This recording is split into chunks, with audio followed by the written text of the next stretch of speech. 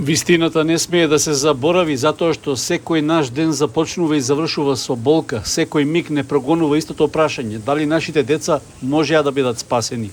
Одговорот е јасен и болен, можеа, но 7 месеци подоцна одговорните се уште се на слобода.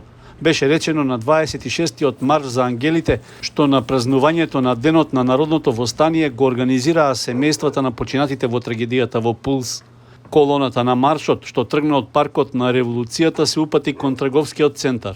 Од таму кон управата за јавни приходи, каде имаше едноминутен молк како знак на револт што институцијата не ги исполнила своите задачи во контролирањето на работата на клубот. Потоа продолжи кон полициската станица, каде исто така имаше едноминутен молк, а потоа стигна на кружниот тек кај двојниот мост, каде се одржа 10-минутна блокада на сообраќајот. Сите тие што затаија во својата должност, слободно се движат низ градот како ништо да не се случило. Никој од нив не покажа одговорност, ниту барем разбирање за болката што ја носиме. А ние од докторите, наместо да спасуваат животи, денес се занимаваат со политика. 7 месеци поминаа, а никој не се запраша како се чувствуваме ние, родителите. Ниту една институција не покажа човечност, ниту еден представник не дојде да не праша како сме. Но нека знаат, нашата болка повеќе не е само тишина. Нашата болка почнува да се претвора во револт. Револт против неправдата, револт против молкот, револт против неказнивоста. Апел до судиите, обвинителите и сите што ја држат правдата во своји раце. Не дозволувајте родителите да бидат принудени самите да ја бараат пресудата. Не дозволувајте да се изгуби довербата во правдата. Родителите побараа правосудните органи да постапат правично, хумано и одговорно, затоа што загинатите ангели заслужуваат правда, а нивната смрт да не биде уште една заборавена приказна во архивите на неправдата. Потоа, маршот за ангелите продолжи кон јавното обвинителство и основниот суд, каде родителите не јавија дека од 12 октомври во периодот од 15 часот и 15 минути до 16 часот и 15 минути секој ден ќе го блокираат кружниот тек кај двојниот мост.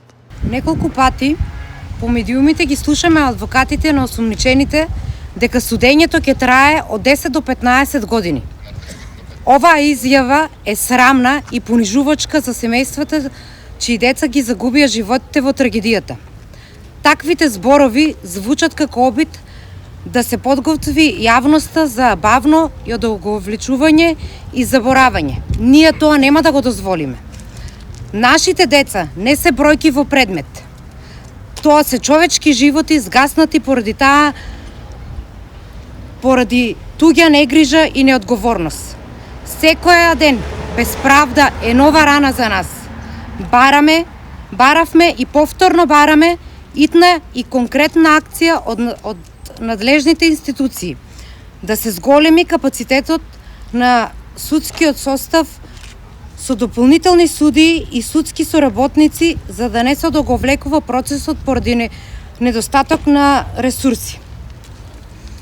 Рочиштата да добијат приоритет и постојано темпо со цел постапката да тече непопречено и без непотребни одолжувања. Јавно и транспарентно следење на сите процесни активности за да нема сомнежи, манипулација и скриени бавења.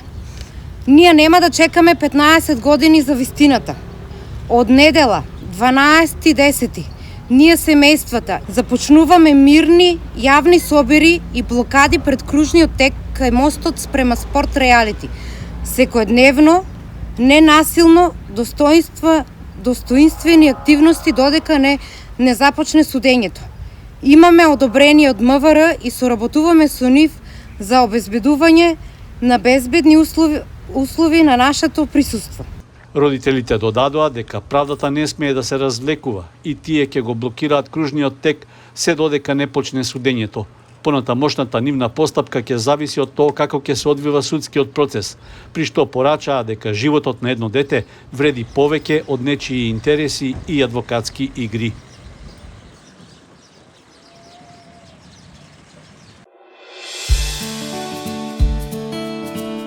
Канал 8 телевизија на вашиот мобилен уред.